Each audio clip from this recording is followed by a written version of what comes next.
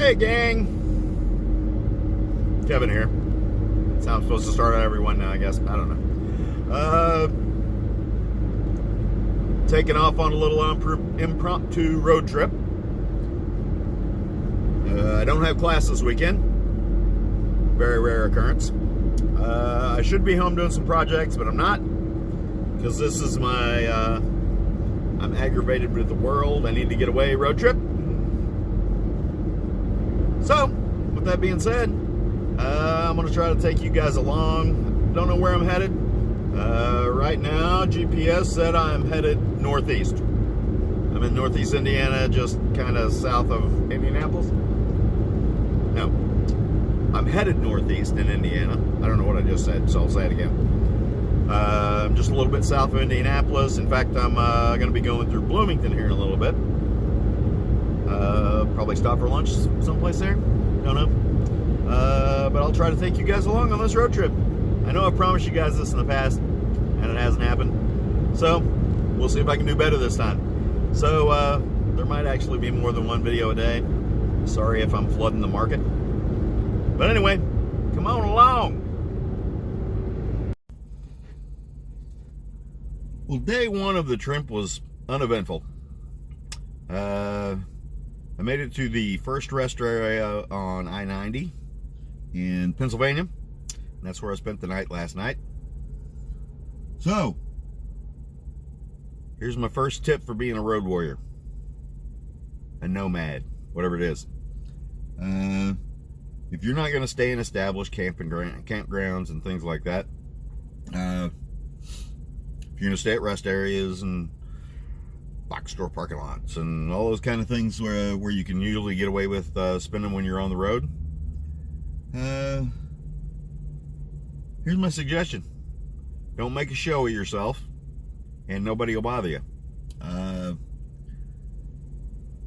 If you're pulling a camper, don't get in there and open up your pop-outs and get your barbecue grill out and set out your lawn chairs, do all those kind of things.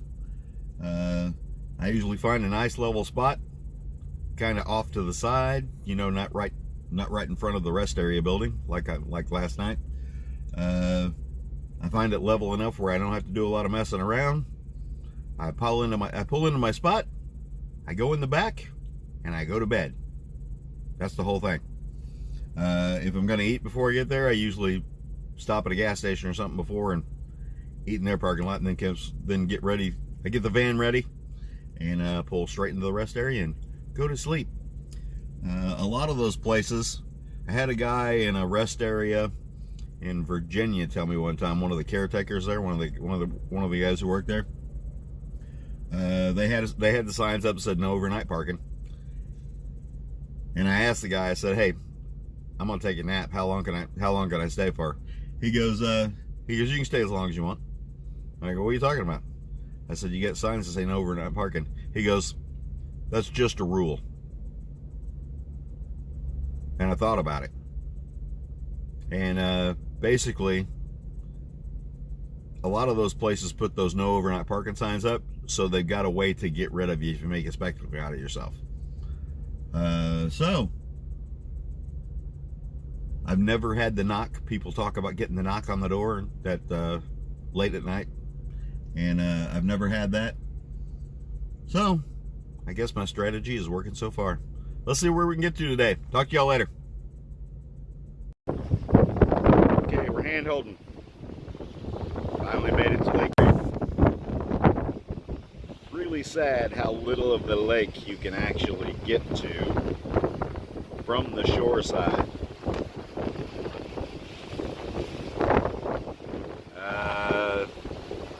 Pretty sure I'm in Freeport, Pennsylvania. Not really sure.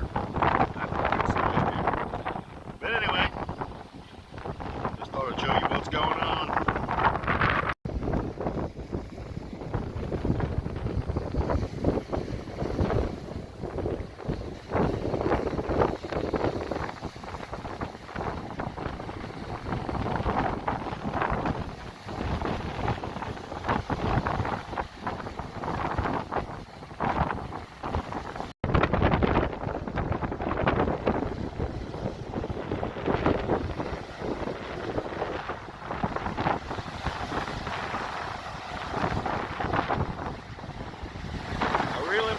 compliment y'all on improving the coastline with the bird choppers.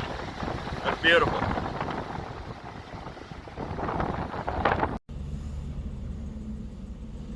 Alright, that last little clip, I'm looking at Buffalo, New York. I don't know if you could hear me because the wind was blowing pretty good, but I really must compliment them on improving the coastline with all the bird choppers. Beautiful to look at.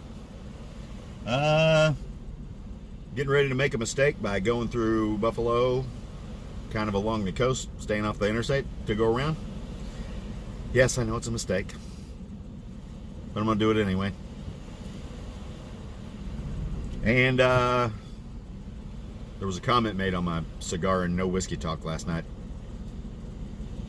about using a green screen to make it look like I was driving instead of doing distracted driving. Funny. I really think, I'm really impressed that you think that I would go to the time and effort of using a green screen.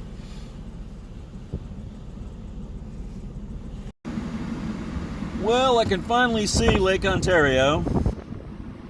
This is as close as I've been able to get, and this is all private property here. So basically, so far you have to trespass or pay to get in a state park to actually get close to Lake Ontario. Access is very limited. Closing out the day at Fairhaven Beach State Park in Fairhaven, New York. Campground is more crowded than I like it,